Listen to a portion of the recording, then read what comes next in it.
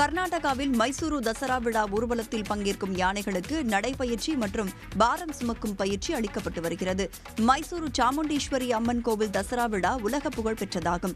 இந்த ஆண்டுக்கான தசரா விழா இம்மாதம் 22ஆம் தேதி தொடங்கி அடுத்த மாதம் 2ஆம் தேதி வரை நடைபெறுகிறது. விழாவின் சிகர நிகழ்ச்சியாக அரண்மனை வளாகத்திற்குள் நடக்கும் ஜம்பு சவாரி ஊர்வலத்தில் 14 யானைகள் பங்கேற்கின்றன.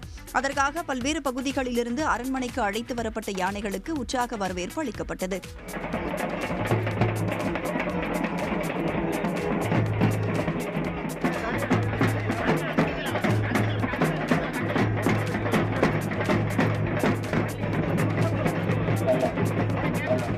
இந்த ஆண்டும் சாமுண்டீஸ்வரி வீற்றிருக்கும் 750 கிலோ எடை கொண்ட தங்க அம்பாரியை அபிமன்யு யானையை சுமக்கிறது.